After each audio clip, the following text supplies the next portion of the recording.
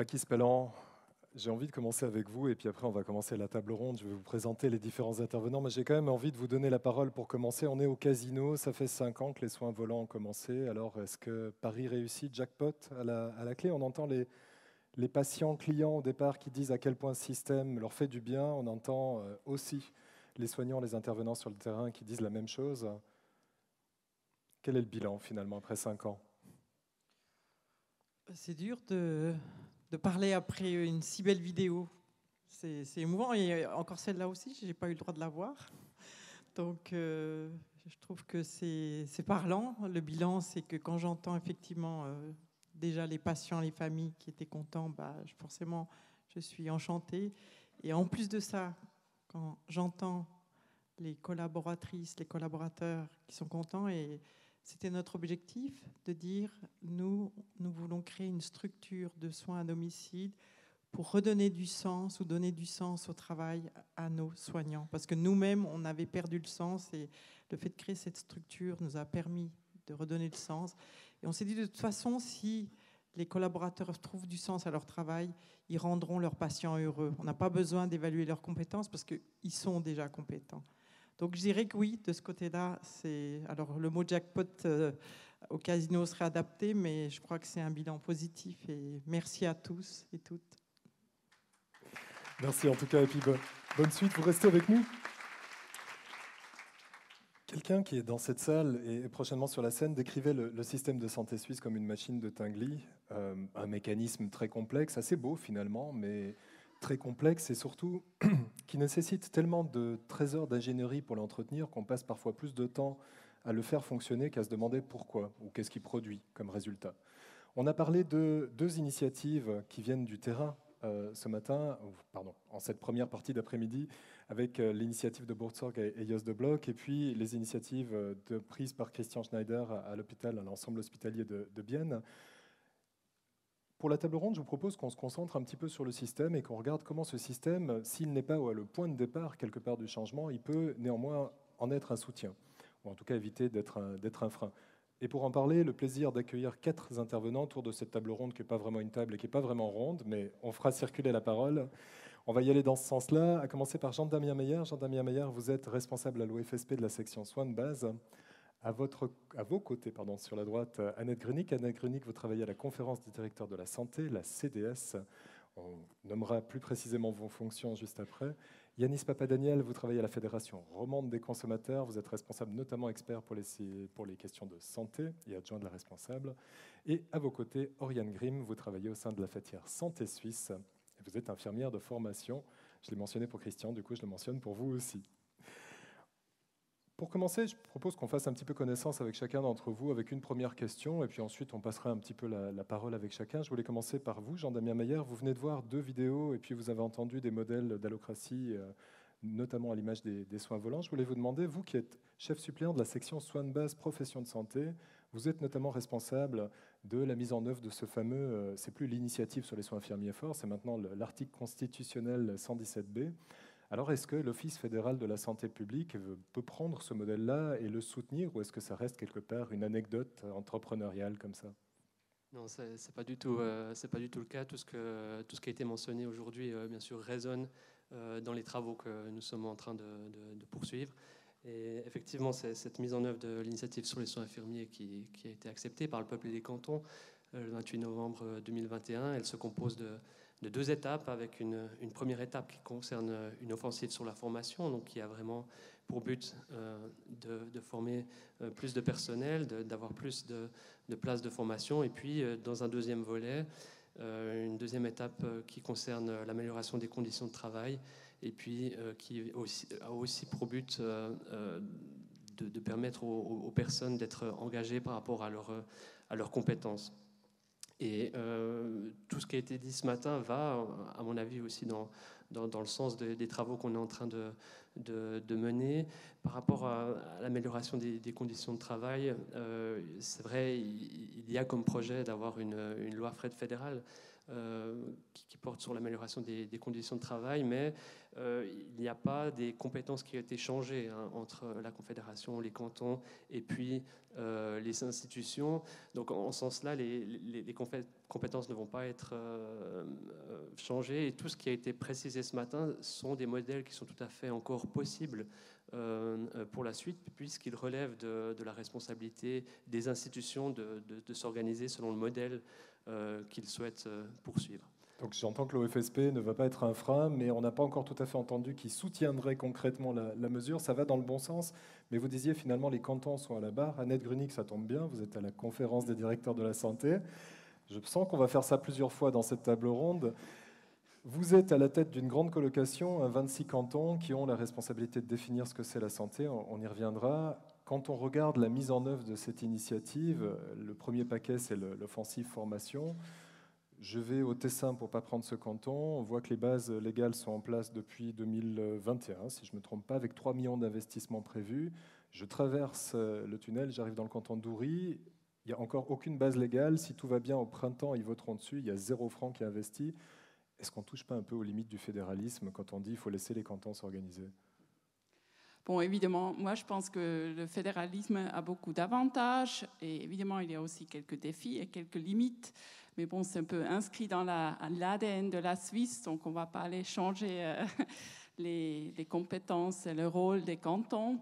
Je pense qu'il faut faire, ou ce qu'il faut se demander, c'est comment on peut profiter au mieux ou faire porter au mieux un peu les avantages. C'est-à-dire qu'on peut, par exemple, apprendre, échanger entre les cantons.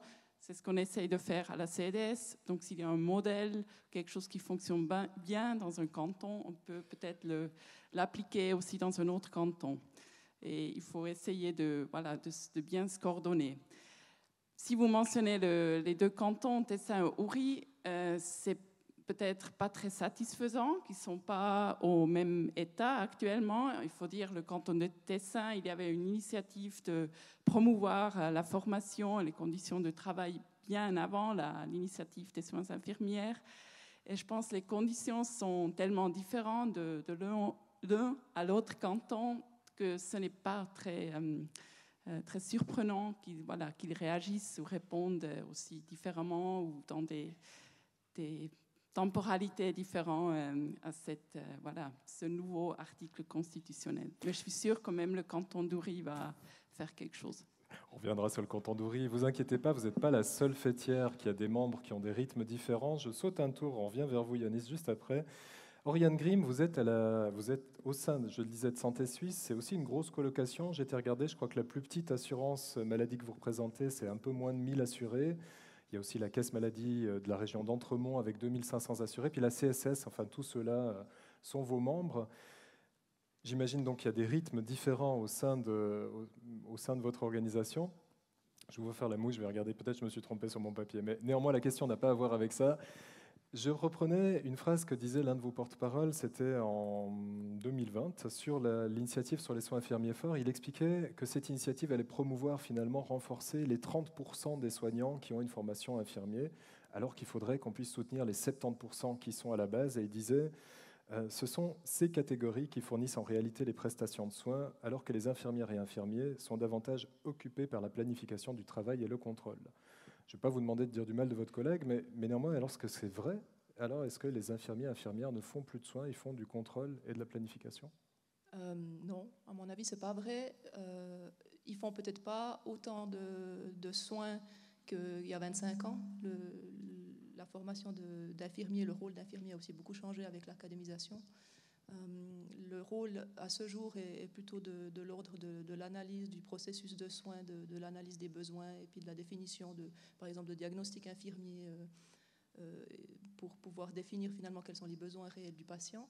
Néanmoins, il y a encore une catégorie de prestations qui peuvent être faites que par les infirmiers. Et ça, que ce soit en hôpital aigu, à moins que monsieur pourrait compléter, en soins à domicile. Il y a une catégorie de prestations qui ne peut être qu'effectuée par les infirmiers et en EMS aussi. Donc les infirmières et infirmiers, c'est plutôt une bonne nouvelle, continuent de faire du soin. Yanis Papadaniel, ça me donne une transition toute trouvée. On vous entend souvent à la FRC et vous-même parler notamment du financement du système de santé, la hausse des primes, les lenteurs du dossier électronique du patient aussi. Et puis j'ai retrouvé cette phrase dans le temps d'un papier que vous co-signez avec Sophie Njigon-Micho. L'initiative pour les soins infirmiers a été validée il y a plus d'1 an, donc c'était au début de l'année. L'accès à la médecine générale est un principe constitutionnel, pourtant rien ne bouge. La promotion de ces intervenants est non seulement essentielle pour assurer les soins de qualité, mais elle peut être un levier important pour régler la question des coûts et celle des primes qui assomment les ménages. Alors, en quoi est-ce que la promotion des infirmières et infirmiers peut contribuer à résoudre le problème de la hausse des coûts? Quel est le lien entre les deux? Ce qu'on déplorait en fait dans cette tribune, effectivement, c'est la lenteur qu'on observe dans le système pour y imposer toute réforme, même lorsqu'elle a une légitimité démocratique, ce qui n'est pas toujours le cas, puisqu'on a souvent du mal à trouver une majorité sur des réformes, même parfois sur des réformes peu ambitieuses. Maintenant, sur la question liée aux soins infirmiers, nous, ce qu'on a observé à la Fédération romande des consommateurs, c'était quelque chose qui était déjà connu, mais qu'on a voulu redocumenter. Eh bien, c'est la pénurie qu'on observe en médecine de premier recours. On manque de généralistes. Donc, à partir de là, se dessinent plusieurs solutions. Une des solutions, effectivement, c'est d'augmenter le nombre de diplômés, espérer que les étudiants qui se présentent, qui choisissent, qui optent pour des études en médecine, choisissent ensuite la spécialité de médecine interne générale. Mais bon, c'est une solution qui va prendre du temps, c'est une solution qui est bloquée, et en même temps, ce n'est pas la seule solution. Il existe d'autres projets pilotes qui misent sur le principe d'interprofessionnalité. Et c'est là que le corps infirmier, les infirmiers, les infirmières peuvent intervenir. Projet pilote dans le canton, par exemple, où actuellement Nicolas Sen à Unisanté est en train d'évaluer la manière dont peut se dérouler la collaboration entre un médecin généraliste et un infirmier ou une infirmière qui travaille également dans le cabinet, qui liste aussi en fait, tous les obstacles administratifs qu'il pourrait y avoir pour financer notamment une telle collaboration. Mais cette solution-là, ce projet-là, et plus généralement en fait, tous les projets qui iraient dans ce sens, qu'on peut décliner de bien des manières, eh bien en fait, ils induisent quelque chose, c'est qu'on se décentre un petit peu des médecins et qu'on va aussi miser sur des acteurs qui sont tout à fait compétents et à qui on peut confier des tâches en plus avec une plus grande autonomie. On retrouve en gros ce dont il est question cet après-midi. Mais pour le faire, il faut aussi que finalement le bassin de population qui exerce cette profession-là augmente et qu'ensuite on lui donne les chances d'exercer comme il faut son activité. Il faut plus de monde, je vous propose de tous réagir. J'aimerais qu'on commence avec ce premier chapitre. Quelque part, vous en avez un petit peu touché quelques éléments. C'est la définition de ce qu'on appelle la santé. Je le disais avant, la santé est une définition constitutionnelle de nature cantonale. Peut-être commencer avec vous, Jean-Damien Meyer. Est-ce que c'est pas un peu frustrant d'être à l'Office fédéral de la santé publique, mais finalement de ne pas être responsable de dire ce que c'est la santé publique, mais juste comment on la finance et quelles sont les formations qui permettent d'y arriver? Effectivement, il y a un cadre de compétences qui est établi, des répartitions de compétences qui sont très claires et qui ne vont pas être changées. Et puis, en tenant compte de ce cadre-là, on doit essayer de faire le mieux qu'on peut pour quand même avoir un certain impact. Mais je crois qu'en fait, il ne faut pas voir ça comme dans une logique d'opposition, mais comme des mesures qui se complètent. On le voit très bien dans le cadre des travaux liés à l'amélioration des conditions de travail, par exemple. C'est très clair que chaque acteur, dans son domaine de compétences, doit prendre des mesures. Et si chacun des acteurs prend sa part de responsabilité, on aura bien sûr des résultats qui seront là aussi. Donc non, je ne vois pas ça comme quelque chose de frustrant, mais comme quelque chose qui se complète en bonne intelligence avec l'ensemble des acteurs. Oriane Grimm, du côté des assureurs maladie, est-ce qu'on se pose des fois cette question-là, de définir le système de santé et pas seulement de contrôler l'application des normes? Est-ce que c'est vraiment, il y a des réflexions qui se passent au sein des assureurs pour orienter éventuellement les cantons et la Confédération à penser la santé différemment? Je pense à la prévention, je pense peut-être au bien-être. Alors, le point de vue des assureurs maladie là-dessus, il est naturellement limité un petit peu par la LAMAL, dans la mesure où la prévention n'entre pas sous l'égide de la LAMAL. La LAMAL s'occupe uniquement financement de situations de maladies avérées, diagnostiquées, etc. Ça, c'est pour faire leur travail. Mais Ça, je me dis peut-être ça ne les empêche pas d'y réfléchir un peu. Mais oui, c'est clair que c'est des choses qui sont régulièrement abordées en termes aussi finalement de gestion des coûts, de diminution de coûts de la santé. Qu'est-ce qui pourrait être mis en place pour diminuer les interventions nécessaires de la LAMAL? Qu'est-ce qui pourrait permettre de soutenir les gens pour améliorer leur santé? Finalement, quelles sont les prestations nécessaires et puis qui devraient être obligatoirement financées ou pas? Ça sont régulièrement des choses qui sont discutées, effectivement. J'imagine que dans la définition de la santé, votre voisin qui représente les consommateurs, quelque part, c'est eux-mêmes qui pourraient définir ce que c'est la santé, puis arrêter de consommer des soins qui coûtent très cher et qui ne sont pas utiles. Bon, mais ce qu'il y a, c'est qu'effectivement, la santé, c'est plus global, et à partir de là, on peut s'intéresser aux habitudes et aux modes de consommation. Mais du coup, si on veut élargir vraiment, on doit aussi élargir en fait, sur les modes de production. Donc il y a une responsabilité collective, et dans ce faisceau, si on veut, de responsabilité au pluriel collective, et bien effectivement, le consommateur, l'usager, a une responsabilité. Maintenant, ce qu'il y a, c'est qu'il ne peut pas le faire tout seul. Il est déjà dépassé, en fait, pour comprendre d'où viennent les produits qu'il consomme. Et là, je peux renvoyer, je sais pas, des outils comme le Nutri-Score qui défraie la chronique, qui est un outil qui est hautement imparfait, mais qui a été très compliqué, en fait, à imposer et à installer. D'ailleurs, il n'est pas si bien installé que ça. Donc là, déjà, en fait, il y a une chose. Puis après, en fait, ce qu'il y a, c'est qu'il pourrait être accompagné également à l'aide de professionnels. Et là, on entre à ce moment-là dans le système de santé à proprement parler, et pas juste dans le système de gestion de la maladie et des soins qui sont associés à certains diagnostics. Et c'est toute la question de la place qu'il y a ou qu'il n'y a pas dans le système en matière de prévention. Si on faisait cette place effectivement à la prévention, là, on pourrait exiger peut-être davantage de la part des usagers et des usagères. Mais Oriane Grimm, je vous vois hocher de la tête, ça veut dire que la prévention, les assureurs n'ont pas assez de moyens pour pouvoir en faire? Ils fonctionnent tout seuls, si tout va bien de ce côté-là. À l'heure actuelle, ce n'est pas la question que les assureurs n'ont pas les moyens de le faire, c'est que ce n'est pas une tâche qui leur est attribuée. Les assureurs, sur les prestations obligatoires, s'occupent sont liés à la LAMAL. La LAMAL définit clairement les types de prestations qui sont rémunérées et celles qui ne le sont pas. Et puis la prévention ne fait pas partie de ça.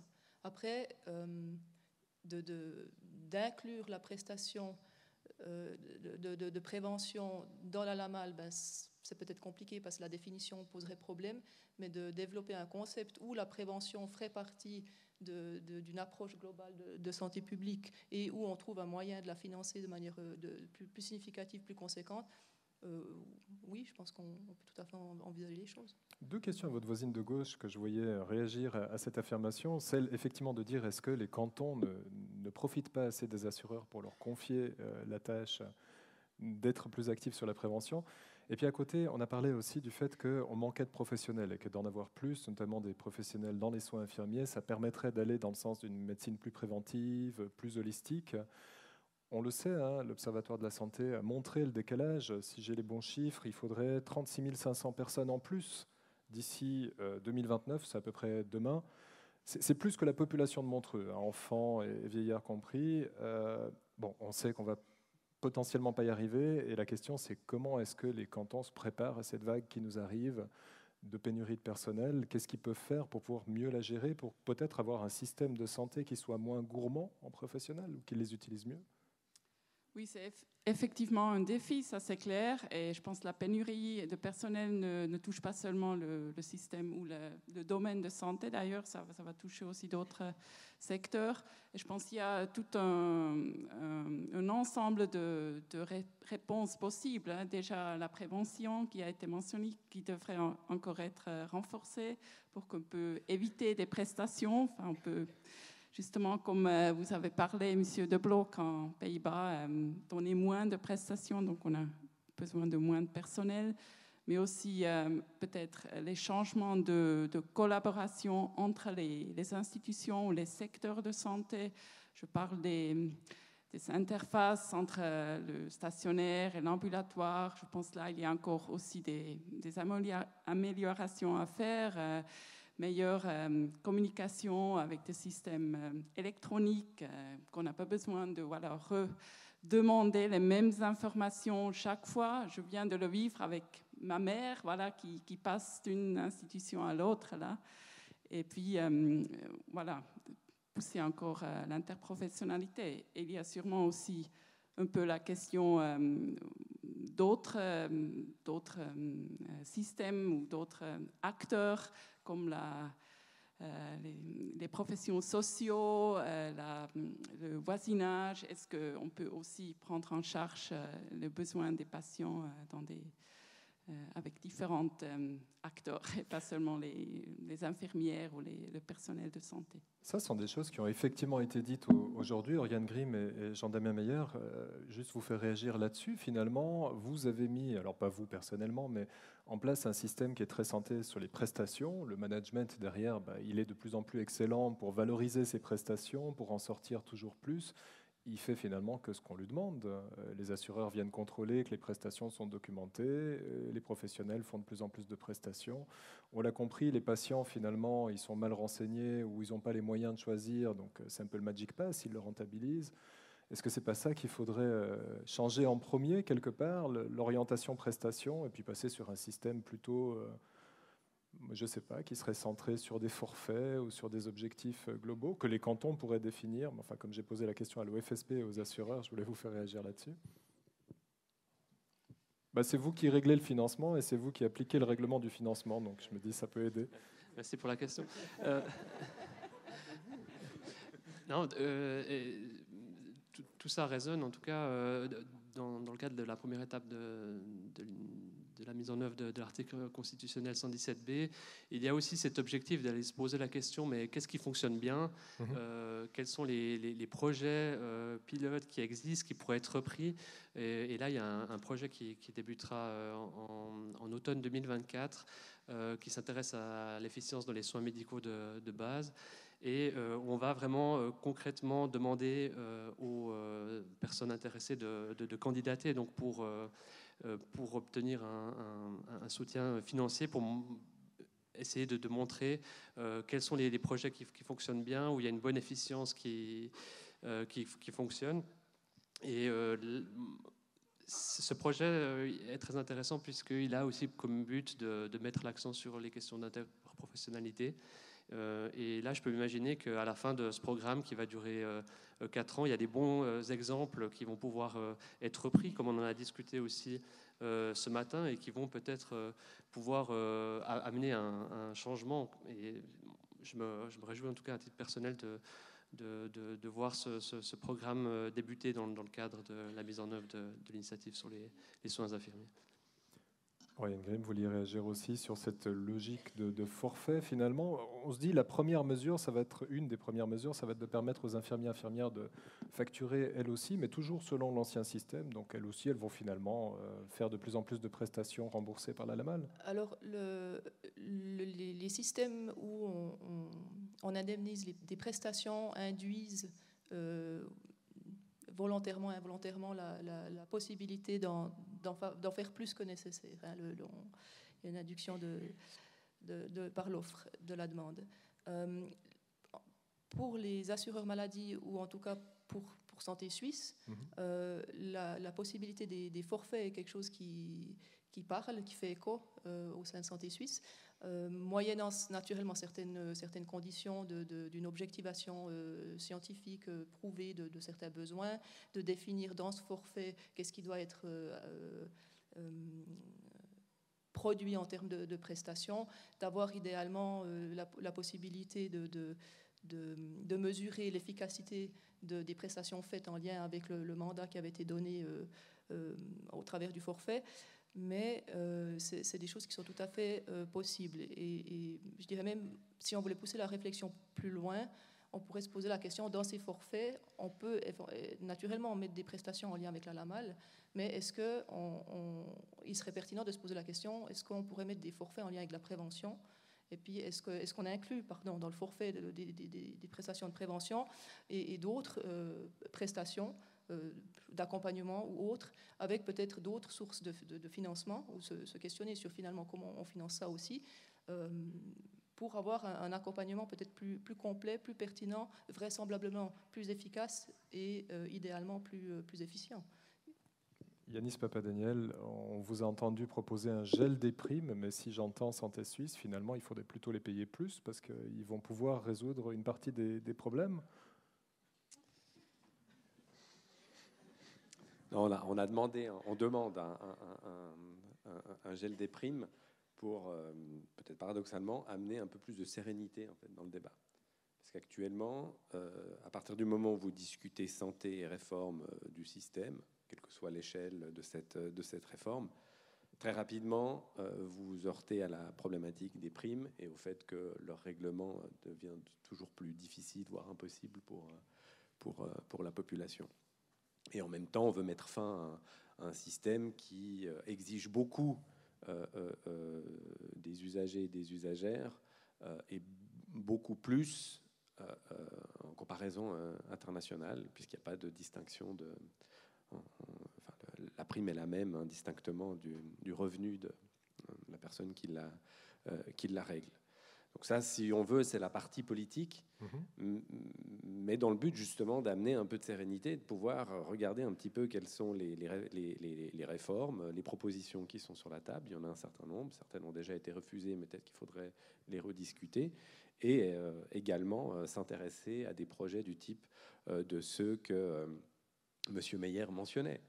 En fait, on sait qu'il y a un projet pilote qui veut être lancé ici dans l'arc lémanique, qui vise alors qui repose lui aussi sur l'interprofessionnalité, qui mise sur un financement par capitation, c'est-à-dire que les primes permettent de payer l'infrastructure, le salaire des professionnels, qui ont à partir de là pour charge de maintenir en bonne santé les personnes qui se présentent au cabinet.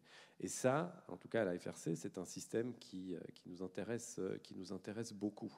Et là, effectivement, on a, nous, en tant qu'intermédiaires, un rôle à jouer auprès des patients et des patientes pour leur expliquer que peut-être parfois on va chez le médecin, peut-être juste pour recevoir des conseils relativement simples, mais qu'il faut appliquer, et également qu'on va parfois chez le médecin sans en ressortir avec des prestations ou une prescription. Ça, c'est un rôle qu'on est tout à fait prêt à jouer et qu'on peut jouer d'autant plus facilement, effectivement, qu'on n'a pas ce réflexe où on indexe finalement les prestations que l'on reçoit ou que l'on ne reçoit pas sur le montant que l'on paye mensuellement et qui pèse lourd dans le budget. Si on supprime ou si on gèle un moment en fait cet aspect-là, on a plus de possibilités aussi pour convaincre la population d'adhérer à des projets nouveaux, parce que un modèle comme celui-ci aussi, ça veut dire qu'on coordonne davantage les soins, donc on flèche aussi davantage le parcours, et là on va s'attaquer aussi à quelque chose qui est extrêmement central dans la tête des gens, c'est notamment le libre choix du médecin, qui est une question sensible. À mon avis, c'est un principe qui n'est pas un principe indiscutable, mais si on veut le discuter, le remettre en cause, il faut effectivement arriver, mener cette discussion et ce débat dans un contexte qui est plus apaisé que celui que l'on connaît maintenant. Christian Schneider, le directeur d'hôpital que vous êtes, il y croit à la Fédération des retraités, aux assureurs qui vont convaincre les assurés d'avoir moins, mais c'est mieux pour eux? Non. Autre question, est-ce que l'éducation à la santé qui a été mentionnée là, c'est quelque chose que vous faites effectivement? Est-ce que les gens sortent de l'hôpital en meilleure santé et mieux armés pour faire face par la suite aux autres problèmes de santé qui peuvent leur arriver?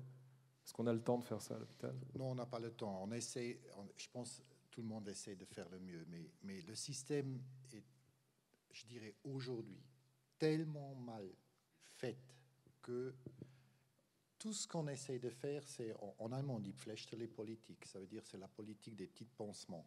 On va essayer de faire un petit peu à gauche, à droite, améliorer la situation, mais on n'a pas cette idée principale qui pourrait être une forme de capitation. Je ne suis pas encore sûr, hein. Même là, on peut trouver les failles dans tous les systèmes. Je dirais, aujourd'hui, on a une autre urgence. Vous savez, on est en train de discuter si on peut ajouter des prestations supplémentaires. La prévention, parce qu'elle doit être payée. Oui, on va le faire un petit peu plus cher. On va utiliser des compétences supplémentaires qu'on va enlever des services, des soins à domicile pour faire de la prévention. Et ça me fait peur dans ces discussions. Nous avons un autre moment d'urgence aujourd'hui, c'est que nous n'avons pas assez d'infirmières, ni de médecins, ni du personnel médico-technique. Et puis là-dedans, pour moi, c'est une nouvelle forme de répartition de ces compétences, de la manière qu'on doit travailler. Aujourd'hui, je mets les patients dans les lits parce que j'ai besoin de ce chiffre d'affaires. Mais c'est quand même con. Alors, je veux dire, je demande à l'orthopédiste de taper encore un petit peu plus de hanches dans les jambes des vieux pour faire... Non, mais c'est vrai. Pour faire des vrai. chiffres. Le jour où je lui dis, tu sais quoi, l'année dernière, tu as fait 9 millions de chiffres d'affaires, tu reçois exactement les mêmes 9 millions et tu t'occupes des mêmes patients. Je pense qu'il va faire 20% de moins parce qu'il n'a plus cette pression. Et je dois enlever cette pression et laisser faire les gens un bon travail. Mais notre système ne repose pas là-dessus. Et c'est ça pour moi. Je dis, oui, on forme les gens, on explique. Ils sont 4 jours, ils sont chez nous et après, la nutritionniste, elle explique comment ils doivent manger. Il n'a rien changé. Il va aller directement, je ne sais pas comment ça s'appelle les chaînes américaines. Vous voyez, c'est ça qui m'induit un petit peu aujourd'hui dans ces discussions qu'on a besoin de ce changement fondamental. Les Allemands sont en train de le faire, un changement fondamental, parce que sinon, ils n'arrivent plus de payer. C'est une protection de la population. Je dis 12% du PIB, ce n'est pas beaucoup, hein, on est dans la moyenne. Et on a un système extrêmement bien. Sauf, on casse la classe moyenne avec ça, et ça, c'est mon problème. C'est mon problème. Et je n'ai pas la solution demain, ni la mise en œuvre, super, mais ce n'est pas demain, ce n'est pas le lendemain, c'est dans quelques années. Et entre-temps, on fait quoi ? On va revenir sur la mise en œuvre, Oriane Grimm. Je vois que vous vouliez réagir depuis un petit moment, mais je vous ai reposé le micro. Alors, je ne sais pas si entre-temps... Non, mais pour dire que par rapport à l'intervention de monsieur, les caisses maladies ont la même analyse. C'est que certaines prestations sont faites un petit peu de par le fait qu'il y a une pression de productivité et qu'elles sont peut-être pas tout à fait justifiées ou adéquates dans ce sens-là, ou qu'elles pourraient être reportées ou faire autrement, à discuter. Donc, oui, les caisses maladies, par rapport à ça, mettent des pressions sur la quantité de prestations qui peuvent avoir lieu. Mais jamais une caisse maladie ne remettra en question le fait qu'un patient qui a besoin de quelque chose d'avéré doit l'avoir, doit y avoir accès de manière qualitative et ça doit être financé correctement. Après, alors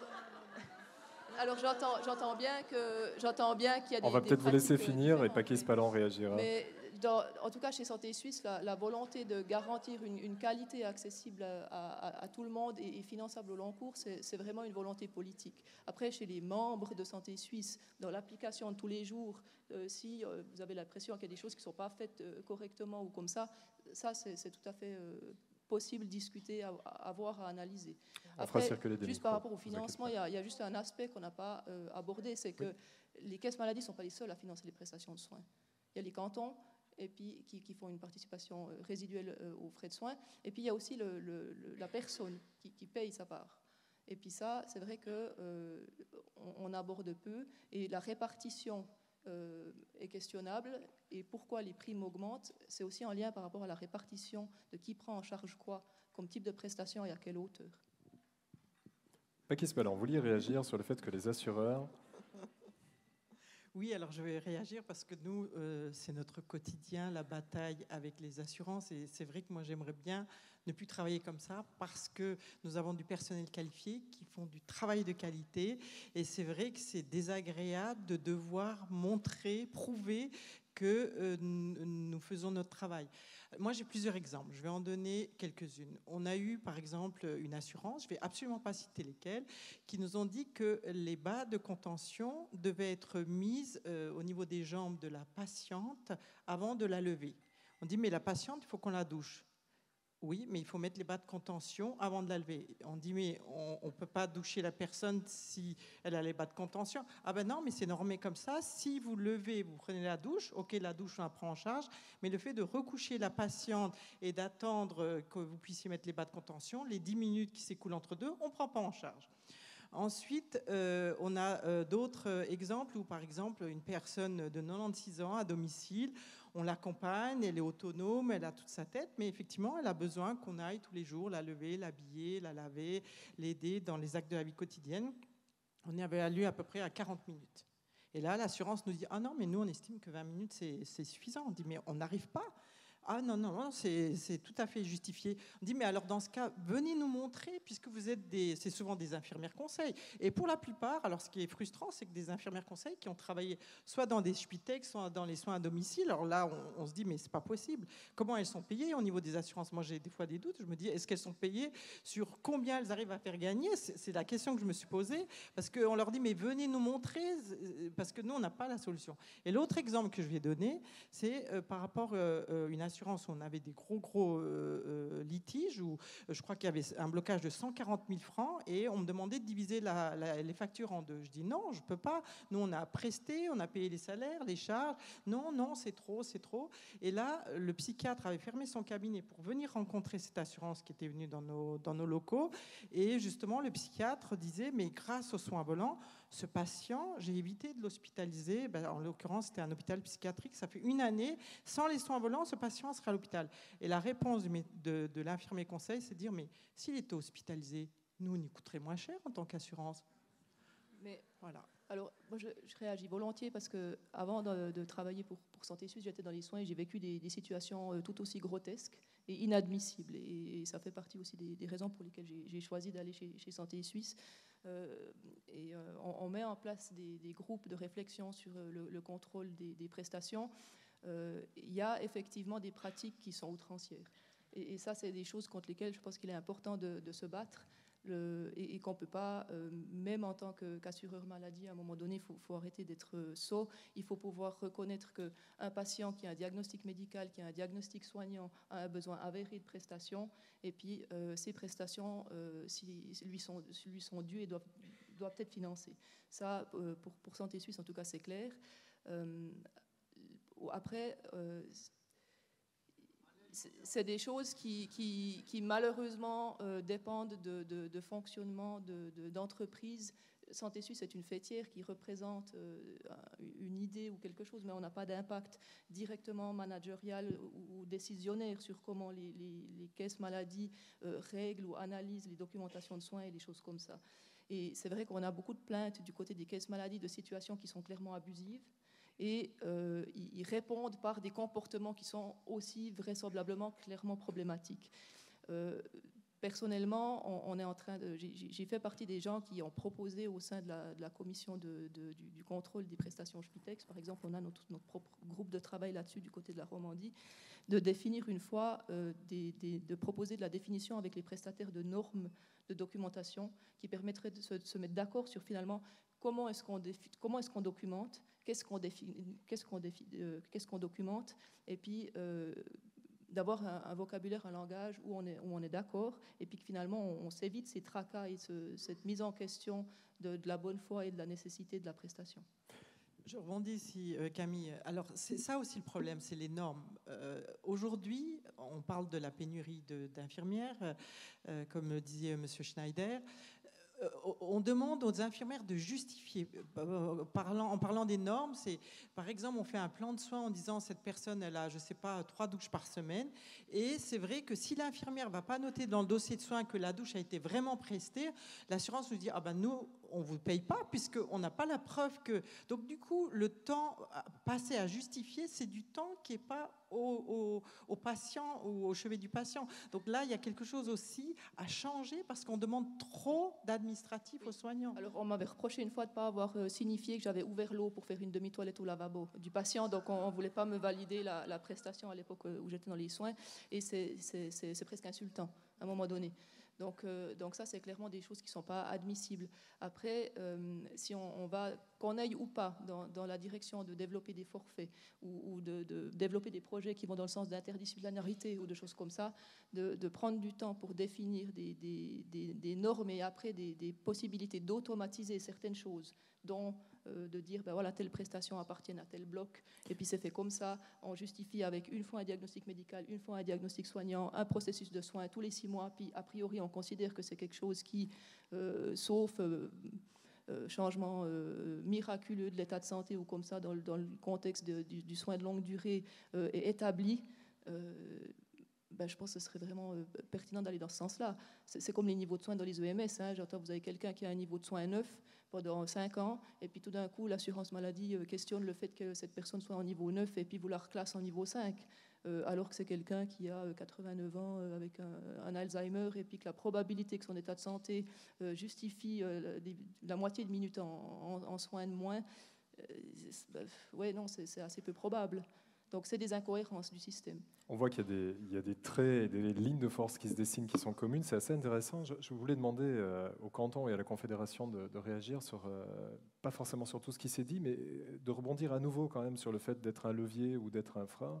On a parlé de l'initiative sur les soins infirmiers forts, l'article 117b. Je me demandais, est-ce qu'on aurait fait une initiative pour les médecins forts? Est-ce que ça ne trahit pas finalement le fait qu'on les paternalise un peu quand même, parce qu'il va falloir leur donner les plannings 2 semaines à l'avance pour pouvoir s'organiser, alors qu'on vient d'entendre à quel point c'était beaucoup plus simple et efficace de les laisser s'auto-organiser, parce qu'il va falloir qu'on réfléchisse le financement et la manière de contrôler, parce que finalement, elles ne peuvent pas argumenter. Enfin, comment est-ce que vous voyez cette mise en œuvre des soins infirmiers forts? Est-ce qu'il n'y a pas un peu un risque qu'on pense à la place des gens? Oui, moi je commencerai par dire d'où vient cette initiative. Elle a été acceptée par le peuple et les cantons. Il y a un mandat qui vient donc de la population pour la mettre en œuvre. Donc ça c'est un premier point. Et puis par rapport à la question des conditions de travail, effectivement on va pas changer les compétences. Ça, je l'ai déjà dit à plusieurs reprises. Donc on va pas aller jusqu'à ce niveau. Comme vous décrivez, de paternalisme, de dire exactement qu'est-ce qu'on va faire. Mais effectivement, ce qui remonte en tout cas de la pratique, parce qu'on est très souvent en échange avec les principales organisations en Suisse. On a cité avant H+, mais il y a aussi bien sûr Artiset, il y a bien sûr les organisations d'employés qui nous remontent aussi des problèmes qui existent. Et puis, un problème qui est souvent mentionné, c'est la question de l'organisation du travail, avec des plans de service qui sont parfois changés au dernier moment, et une planification qui est donc très difficile pour les personnes qui travaillent dans ces services, une conciliation entre vie privée et vie professionnelle difficile. Et là, il y a certaines mesures qui sont envisagées, qui sont donc toujours en projet, qui ont été annoncées par le Conseil fédéral le 25 janvier dernier. Et certaines portent effectivement sur la question de la planification, avec comme but finalement d'annoncer un peu plus tôt un engagement de travail que ce qui est prévu actuellement. Mais j'entends bien aussi M. Schneider, comme il a été dit dans son exposé, certaines mesures ne vont finalement pas si loin que ça, puisque dans certaines institutions, c'est déjà la réalité. Donc en ce sens-là, je ne crois pas qu'on va aller si loin dans la définition de qu'est-ce qu'il faut faire concrètement dans le travail quotidien et de tous les jours. Alors, pour aller un petit peu plus loin, Annette Grunig, vous vouliez aussi réagir? Vous êtes contente finalement que j'enchaîne? Non, j'ai rien à ajouter. On sent en tout cas que la Confédération et les cantons effectivement sont raccords sur cette question-là. C'est plutôt rassurant, vu que vous l'avez dit, l'OFSP n'a pas choisi finalement qu'on lui impose cette initiative et qu'elle ne va pas reprendre l'organisation du système de santé plus que ce qu'elle ne fait actuellement. Donc elle est dans la coordination et le soutien d'initiatives qui continueront de venir des cantons. Et si j'ai bien compris les cantons, ça continuera de venir du côté du terrain. Je propose qu'on termine quelque part un peu ce tour de table par quelques affirmations. Vous avez devant vous des petits cartons. Moi, je travaille dans une association, j'ai gardé cette habitude de voter. Vous êtes libre de le faire, hein, bien sûr, mais vous avez un carton vert, un carton rouge. Le carton vert, il y a des affirmations qui vont s'afficher. C'est quand vous êtes d'accord, quand vous trouvez que ces affirmations sont justes. Le carton rouge, c'est quand vous n'êtes pas d'accord. Vous n'êtes pas obligé de commenter, mais je vous inviterai à le faire, évidemment. Les questions vont s'afficher sur les écrans qui sont devant vous et sur les écrans à côté. C'est un nouveau format, on va tenter ça. Première affirmation, il manque un arbitre dans le système de santé suisse. Je précise que ce sont des choses que j'ai entendues dans les différents échanges que j'ai eus avec certains d'entre vous. Donc il y a forcément toujours au moins une personne qui doit lever un carton vert. Alors, il manque un arbitre dans le système de santé suisse. D'accord, pas d'accord? Jean-Dame Meyer, Annette Grunig. Et on voit qu'il y a des fronts qui se dessinent. J'ai envie de poser la question aux deux qui ont levé un carton vert. Il manque un arbitre. Est-ce que vous avez déjà une première hypothèse de qui pourrait être cet arbitre dans le système de santé ?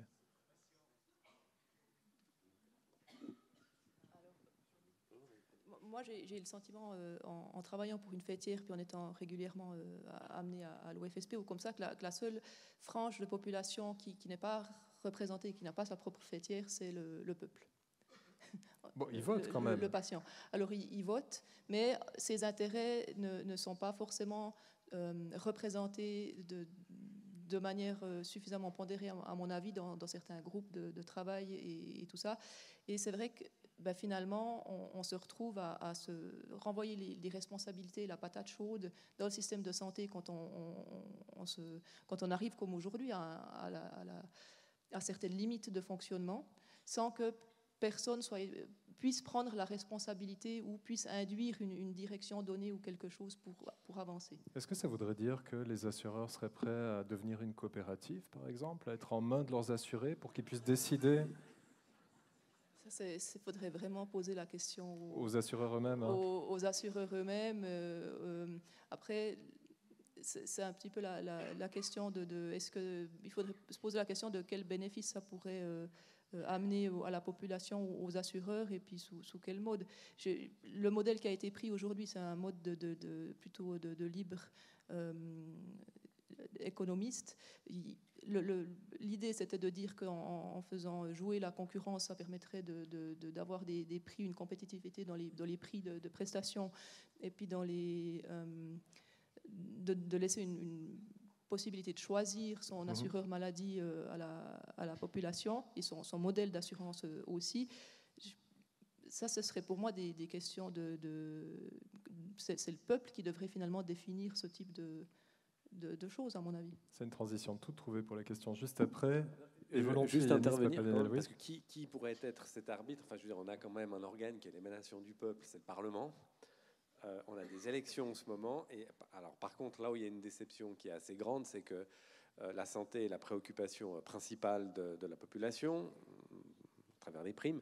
Mais quand on écoute, qu'on assiste au débat entre candidats sur la santé, malheureusement, le niveau n'est pas très très bon, en fait. On ne voit pas vraiment de solutions se dessiner. Et en fait, si le niveau n'est pas si bon que ça, c'est aussi parce que le système lui-même est très complexe. On en a eu tout un aperçu cet après-midi. La complexité, elle est partout. Je sais pas, les assureurs nous disent qu'ils ont des modèles alternatifs, on en parlait tout à l'heure, qui sont absolument exceptionnels. Allez lire les conditions générales. Nous, on en fait une synthèse chaque année. Moi, chaque été, je me plonge là-dedans. Allez les lire pour les comprendre. Là, vous avez en fait un degré de complexité incroyable. Dans tout ce qui a été dit cet après-midi également, dans les mesures, la façon dont elles se dessinent, elles se débattent, elles sont détricotées, retricotées en fait au Parlement. Là aussi, en fait, on assiste à des choses absolument hallucinantes, ce qui fait que tout le monde est perdu. Et du coup, en fait, l'organe qui devrait pouvoir exprimer la voix populaire, alors déjà, il est sujet à toute une série d'influences pas très positives, mais il se perd d'autant plus que le sujet devient incompréhensible pour à peu près les 2/3 des représentants. Ça me laisse deviner le vote que vous allez donner à cette prochaine affirmation. Le système de santé suisse manque de transparence. Je ne vais même pas vous demander de la commenter, tellement ça paraît clair. Ça, au moins, c'était transparent. Il faut réglementer les métiers de la santé, leur rémunération. J'entendais dire un médecin spécialiste gagne jusqu'à 300 francs de l'heure, là où un infirmier, au début de sa carrière, gagne 30 francs. Est-ce qu'il faut réglementer les métiers de la santé et leur rémunération ? Plus réglementer. Il y a du rouge du côté de l'hôpital ou c'est du vert ? C'est du rouge. Non, ce n'est pas nécessaire de réglementer plus le système de rémunération. À votre avis, Christian Schneider, on a un système de rémunération libéral qui finalement est bien réglementé ou... Non, mais je pense qu'on a des super métiers qui font un bon travail. Qu'est-ce qu'on veut ? Alors, est-ce qu'on veut encore ajouter une réglementation supplémentaire ? Vous pouvez bien faire, parce que je suis habitué de les lire. Je comprends aussi presque plus rien dans le système et je me baigne tous les jours là-dedans. Et surtout par la rémunération. Je pense aujourd'hui, je vois que on commence de réglementer, par exemple, l'utilisation des infirmières avec un master universitaire, APN, ANP, comme on veut. Et puis, je me rappelle, ça fait plus que 25 ans, ça a commencé à l'Institut de soins infirmiers à Bâle. C'était le premier. On a formé, j'ai travaillé à Bâle, et puis les médecins ne voulaient pas. Et là, ils ne sont pas assez. Ah, on peut les prendre quand même. Alors, on va les piquer. Et ça va être encore une fois des infirmières qui nous manquent dans les services, parce qu'on les a formées pour être mieux dans notre travail quotidien.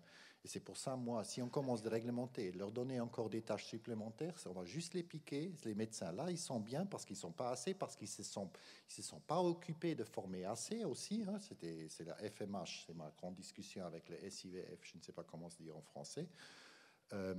Et puis, c'est pour ça, moi, laissez-nous faire ça, c'est bien fait aujourd'hui, et puis pas encore une fois une réglementation supplémentaire. Yadis Papadianiel, rapidement. J'ai une proposition très concrète qui n'est pas une réglementation supplémentaire, c'est juste un affinage de la réglementation actuelle, c'est notamment différencier la valeur du point en fonction des spécialités médicales. C'est une mesure qui a été discutée au Parlement, qui permettrait notamment d'agir sur les spécialités où on observe un volume de prestations trop important et qui n'a pas véritablement de justification médicale.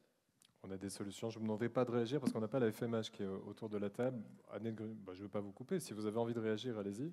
Juste peut-être répondre à M. Schneider. Je ne suis pas tout à fait d'accord que l'idée d'offrir ou faire des formations master aux infirmières qui le souhaitent soit vraiment l'idée de piquer des infirmières et puis remplacer les médecins. Je pense que c'est vraiment un rôle qu'une petite partie des infirmières peut prendre, et c'est aussi ça va aussi faire attractif cette profession, qu'il y a une perspective de carrière, et on a effectivement besoin de nouveaux modèles des soins, et je pense là-dedans, les infirmières de pratique avancée peuvent jouer un rôle important, et c'est à continuer à développer. Je pense que la prochaine question, elle est pour vous, et elle est pour tout le monde. On doit penser la Suisse et le système de santé en quelques régions, 26 cantons, 26 systèmes, c'est trop. Il faut des régions de santé. C'est intéressant, parce que je ne m'attendais pas à ce résultat, je dois avouer, en tout cas pas de manière aussi franche. Annette Grunig, je sais que vous venez d'avoir le micro, mais quand même, la conférence des directeurs de la santé propose d'avoir moins d'autonomie cantonale, plus de régions. C'est étonnant. La CDS n'a jamais proposé ça, mais c'est clair que si on regarde un peu les flux de patients et les centres, c'est vrai qu'on peut dire 26 petits systèmes, ça fait peut-être pas tellement de sens, et c'est vrai que là, on a encore besoin de plus de coordination, mais il y a aussi des premières tentatives ou projets dans cette direction. Les cantons de la Suisse centrale, par exemple, ils se coordonnent pour la planification psychiatrique. Il y a d'autres exemples. La Suisse romande, elle veut améliorer la formation post-grad des médecins. Je pense que les cantons ont conscience qu'il y a des domaines où il faut essayer de collaborer plus. Mais comme j'ai dit déjà, on ne va pas changer le système de la Suisse, le fédéralisme comme ça, quoi. C'est notre système. Ça peut être une conclusion intéressante pour une table ronde. Moi, j'ai envie déjà de vous remercier beaucoup pour la franchise et les échanges. On ne va pas terminer comme ça. On va terminer, je vous l'ai promis, par un tour de la salle qui avait envie de réagir à certaines des réactions. J'aimerais en profiter pour excuser Jos de Bloch qui n'a pas pu bénéficier de la traduction. Je ne sais pas si on peut faire quelque chose pour les minutes qui restent, mais ce serait pas mal pour les questions. Si vous avez une question pour Jos de Bloch, de la poser en anglais. Vous avez les micros, en tout cas ils vont circuler dans la salle, vous avez les experts et les décideurs sur cette scène, n'hésitez pas, soyez gentils, soyez courtois, mais n'hésitez pas à poser toutes les questions qui vous passent par la tête. Catherine Girard. Merci, je vais être gentille et courtoise. Mais j'ai quand même des choses à dire, et si je peux être la porte-parole de mes collègues, il faut s'imaginer qu'à chaque jour, à chaque patient, on nous demande de minuter le ABC. Puis je vois venir le bloc prévention aussi, le P, éventuellement, si vous avez des idées. Et le temps que ça nous demande de calculer, je fais du A, je fais du B, je fais du C. Je n'ai pas le droit de faire de A parce que là, je fais une toilette chez un patient, je l'aide à s'habiller. Alors que moi, mon cerveau d'infirmière, il ne fait pas que juste du C. Je fais tout le temps du A. Je suis toujours dans l'évaluation. Et je vous l'apprends peut-être ou pas aujourd'hui, mais je fais aussi tout le temps de la prévention parce que ça fait partie de mon corps de métier. Alors, tout le temps que je prends à justifier mon ABC, éventuellement le P, on l'oublie parce que c'est pas la malle. Il me semble qu'il y a des solutions beaucoup plus simples. Et puis, IOS l'a prouvé en Hollande en négociant une facturation unique. Imaginez le temps gagné à ne plus calculer le ABC. Juste ça. À ne plus produire des devis interminables et à justifier le ABC continuellement. La future initiative pour les soins infirmiers autonomes ou indépendants plutôt que forts. Vous avez vu les chiffres, en tout cas pour les soins volants, on est majoritairement des infirmières diplômées avec des hautes compétences. Et je trouve dommage que ce ne soit pas reconnu, ça, dans les soins qu'on fait au quotidien. Et puis, on nous demande de nous justifier constamment, tout le temps. On doit envoyer nos notes d'observation, nos plans de soins. J'ai eu une expérience avec un infirmier conseil qui est venu, comme si j'étais à l'école primaire. Hein. Je ne parle même pas d'un stage. Et il a corrigé tout mon plan de soins avec des barres. Non, ça, on ne paye pas pour ça. Ça, vous n'avez pas fait de note d'observation en lien avec ça, on ne payera pas ça. Et pendant à peu près 1 heure, il a corrigé tout mon travail. Alors que moi, j'ai 25 ans de profession infirmière avec de multiples formations que j'ai cumulées au cours de ma carrière. J'ai la voix qui tremble. Je suis désolée, mais c'est important. Oriane Grimm, je vous ai vu prendre le micro, mais vous n'êtes évidemment pas la seule à viser. Excuse-moi. Tu vois? J'ai pas fini. C'est dans cet interminable administratif qu'on nous demande et qu'on exige qu'on perd le sens de notre travail. Franchement, de passer des heures à se justifier, on en perd le sens de ce qu'on fait.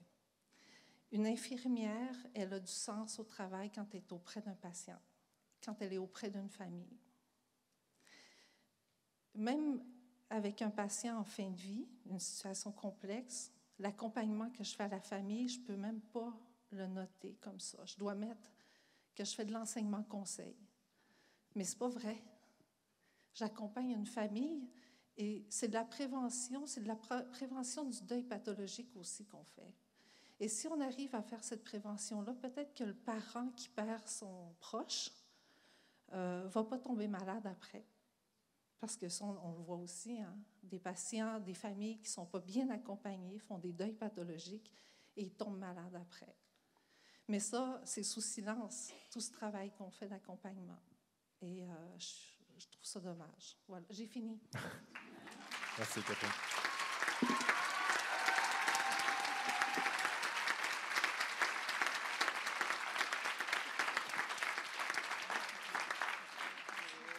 Si quelqu'un souhaite réagir ou rebondir, mais on peut aussi considérer que c'était un témoignage à part entière et j'aimerais aussi proposer à d'autres personnes dans la salle, notamment une qui lève la main, de prendre la parole.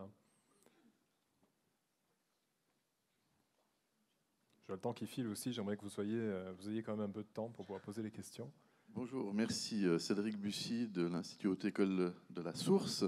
Ma question, en fait, elle s'adresse à M. Meyer, mais elle va dans la droite ligne de ce que vient de nous témoigner Catherine. Donc, en fait, ça donnera l'occasion, en fait, de réagir. M. Meyer, vous avez beaucoup parlé de répartition des compétences. Il se trouve que le financement de la MAL, c'est justement une compétence de la Confédération. Alors, parlons de vos compétences. Durant toute la première partie de la présentation, si je résume, je symbolise, d'ailleurs ça a été fait dans une étude, hein, visiblement, au cœur de tout ce qui a permis d'économiser tout en augmentant la qualité des soins, il y a faire confiance aux infirmières, simplifier le système et puis le rendre beaucoup plus lisible. En même temps, vous avez parlé de la premier paquet de l'initiative qui est effectivement axé en grande partie sur la formation, mais pas que. Il y a aussi l'autonomie des infirmières de prescription à la LAMAL, et il y a aussi le financement des situations particulièrement complexes ou instables. Exactement les exemples qui nous ont été donnés. Vous nous avez dit en introduction, ces présentations font beaucoup écho dans les discussions de l'OFSP. Alors, étant donné que l'OPAS est précisément dans vos compétences et qu'elle est basée sur la loi, la LAMAL, et que vous avez un mandat du Parlement et un mandat du peuple pour faire un financement des soins, prendre en cause les situations particulièrement instables, pourquoi l'OFSP a fait le choix de rajouter des couches de complexité en exigeant des formations, une expérience supplémentaire, en continuant à exiger 3 tarifs différents, en rajoutant en plus des prestations, mais qui peuvent, dans le A, être financées seulement si on a une expérience et une formation particulière? Tout ça pour des situations qui doivent être à la fois complexes et instables. On voit tout à fait ensuite les formulaires qu'il faudra remplir pour pouvoir justifier que la situation est complexe, mais elle n'est pas instable, mais elle est instable, mais elle n'est pas complexe.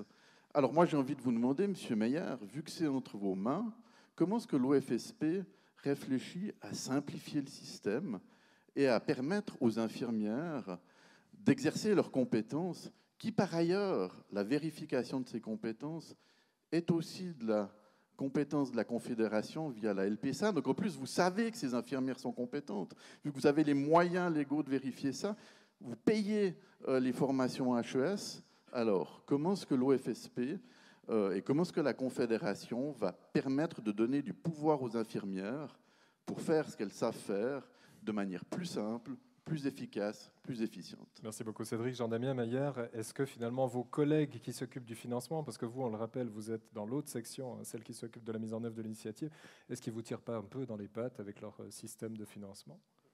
Merci beaucoup, Monsieur Bussy, pour votre intervention. Donc, malheureusement, je ne suis pas le rédacteur de l'ordonnance que vous avez citée, mais je vais rebondir sur certains points de votre intervention. Vous constaterez qu'il y en a eu beaucoup et je vous laisserai peut-être encore réagir si je n'ai pas été complet, mais malheureusement, je vais m'exprimer dans le cadre des mesures prises dans le cadre de l'initiative sur les soins infirmiers et pas élargir simplement parce que ces éléments ne relèvent pas de ma compétence, et je vous prie de m'excuser pour ce point-là. Donc effectivement, vous avez raison de souligner qu'un des buts recherchés par la mise en œuvre de la première étape porte aussi sur cette question de facturation, redonner aussi autant que possible de l'autonomie au moment de la facturation concernant certaines prestations.